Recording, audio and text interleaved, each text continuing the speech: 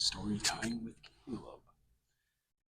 True, nervous, very, very dreadfully nervous I had been and am. But why will you say that I am mad? The disease has sharpened my senses, not destroyed, not dulled them.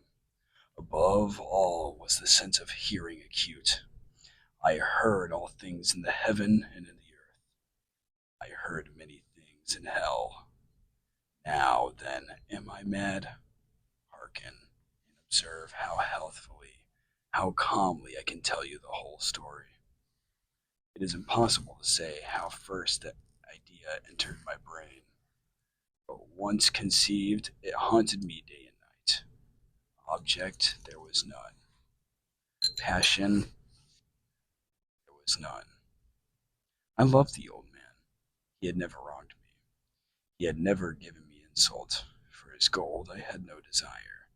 But it was his eye. Yes, it was this. One of his eyes resembled that of a vulture, a pale blue eye with a film over it. Whenever it fell upon me, my blood ran cold. So, by degrees, very gradually, I made up my mind to take the life of the old man, and thus rid myself of the eye forever. Now, this is the point. You fancy me mad. Madmen know nothing. You should have seen me. You should have seen how wisely I proceeded, with what caution, with what foresight, with what dissimulation I went to work.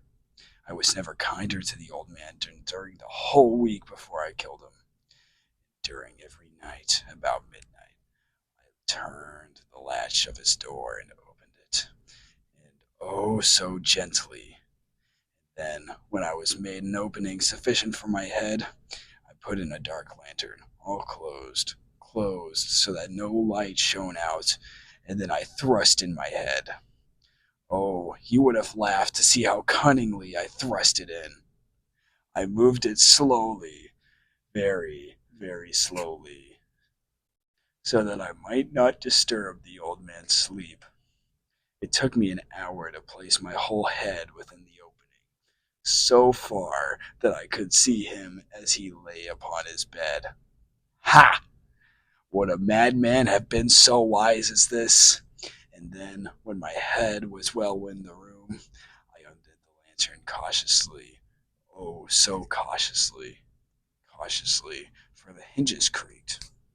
I undid it just so much that a single thin ray fell upon the vulture eye. And this I did for 7 long nights, every night just at midnight. But I found the eye always closed, so it was impossible to do the work.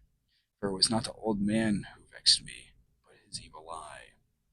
Every morning when the day broke, I went boldly into the chamber and spoke courageously to him, calling him by name in a hearty tone, and inquiring how he had passed the night. So you see, he would have been a very profound old man, indeed, to suspect that every night, just at 12, I looked in upon him while he slept. Page 2. Upon the 8th night, I was more than usually cautious in opening the door. I'll watch his minute hand moves more quickly than did mine. Never before that night had I felt the extent of my own powers, of my own sagacity. I could scarcely contain my feelings of triumph. To think that there I was, opening the door little by little, and not even to dream of my secret deeds or thoughts. I fairly chuckled at the idea, and perhaps he heard me, for he moved on the bed, suddenly, as if startled. Now you may think that I drew back, but no. His room was as black as pitch with a thick darkness, for the shutters were close fastened, though fear of robbers. And so I knew that he could not see the opening of the door, and I kept pushing it on steadily. I had my head in, and was about to open the lantern, when my thumb slipped upon the tin fastening, and the old man sprang up in the bed, crying out, "Who's there?" I kept quite still, and said nothing, For a whole hour I did not move a muscle, and in the meantime I did not hear him lie down. He was still sitting up in the bed, listening, just as I have done, night after night, hearkening to the death watches in the wall. Presently I heard a slight groan, and I knew it was the groan of mortal terror. It was not a groan of pain or of grief. Oh, no! It was the low, stifled sound that arises from the bottom of the soul when overcharged with awe. I knew the sound well. Many a night, just at midnight, when all the world slept, it had welled up from my own bosom, deepening with its dreadful echo the terrors that distracted me. I say I knew it well. I knew that the old man felt and pitied him, although I chuckled at heart. I knew that he had been lying awake ever since the first slight noise, but when he had turned in the bed, his fears had been ever growing upon him, as he had been trying to fancy them causeless, but he could not. He had been saying to himself, "It is nothing but the wind in the chimney. It is only a mouse crossing the floor, or it is merely a cricket which has made a single chirp." Yes, he had been trying to comfort himself within these suppositions, but he had found all in vain, because death, in approaching him, had stalked with his black shadow before him and enveloped the victim. And it was the mournful influence of the unperceived shadow that caused him to feel, although he had never saw nor heard, to feel the presence of my head within the room. When I had waited a long time, very patiently, without hearing him lie down, I resolved to open a very, very little crevice in the lantern. So I opened it. You cannot imagine how stealthily, until at length a single dim ray, like the thread of a spider, shot out from the crevice and full upon the vulture's eye. It was open, wide, wide open, and I grew furious as I gazed upon it. I saw it with perfect distinctness, all a dull blue, with a hideous veil over it that chilled the very marrow in my bones. But I could not see else of the old man's face or person, for I directed the ray, as if by instinct, precisely upon the damned spot. And now have I told you that what you mistake for madness is but over-acuteness of the senses. Now, I say, there to my ears, a low, dull, quick sound, such as a watch makes when enveloped in cotton. I knew that sound too well. It was the beating of the old man's heart. It increased my fury, as the beating of the drum stimulates the soldier to courage. But even yet I refrained and kept still. I scarcely breathed. I held the lantern motionless. I tried how steadily I could maintain the ray upon the eye. Meantime, the hellish tattoo of the heart increased. It grew quicker and quicker and louder every instant. The old man's terror must have been extreme. It grew louder. I say louder every moment. Do you mark me well? I have told you that I am nervous, so I am.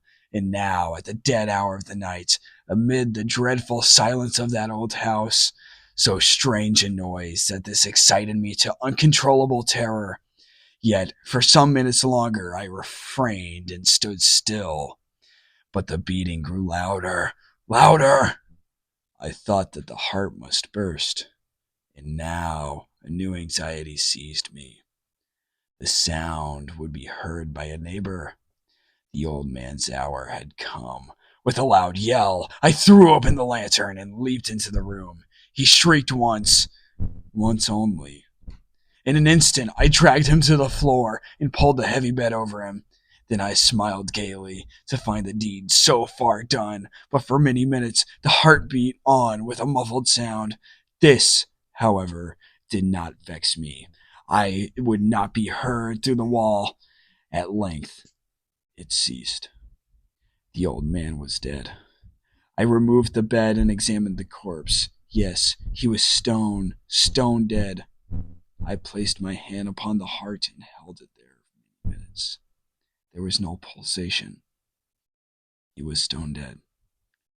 His eye would trouble me no more. If you still think me mad, you think so no longer when I describe the wise precautions I took for the concealment of the body. The night waned and I worked hastily, but in silence. First of all, I dismembered the corpse. I cut off the head and the arms and the legs. I then took up 3 planks from the flooring of the chamber and deposited all of the scantlings. I then replaced the boards so cleverly, so cunningly, that no human eye, not even his, could have detected anything wrong.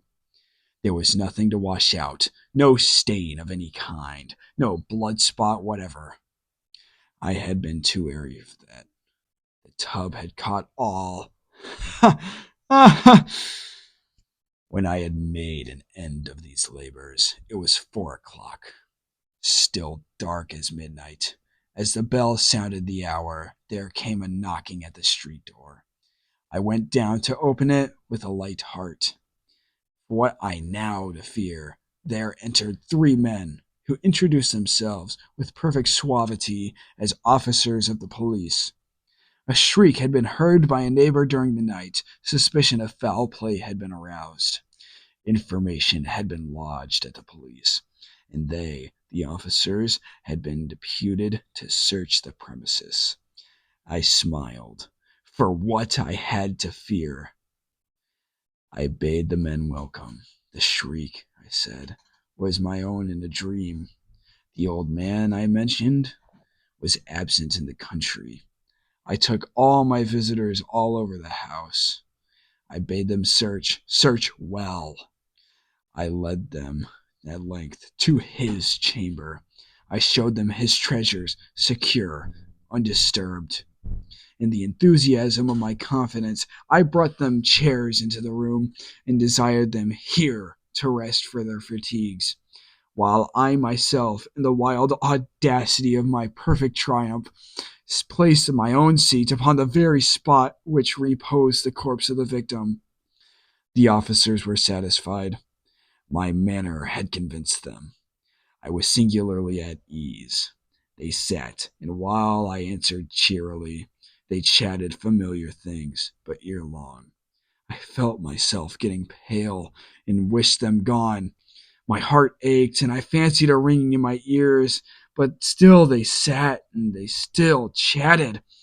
The ringing became more distinct. It continued and became more distinct. I talked more freely to get rid of the feeling, but it continued and gained definitiveness until, at length, I found that the noise was not within my ears. No doubt, I now grew very pale. But I talked more fluently and with a heightened voice. The sound increased, and what could I do? It was a low, dull, quick sound, much as a sound as a watch makes when enveloped in cotton. I gasped for breath, and yet the officers heard it not. I talked more quickly, more vehemently, but the sound steadily increased. I arose and argued about trifles in a high key and with violent gesticulations, but the sound steadily increased. Why would they not be gone? I paced the floor to and fro with heavy strides, as if excited to fury by the observation of the men, but the noise steadily increased.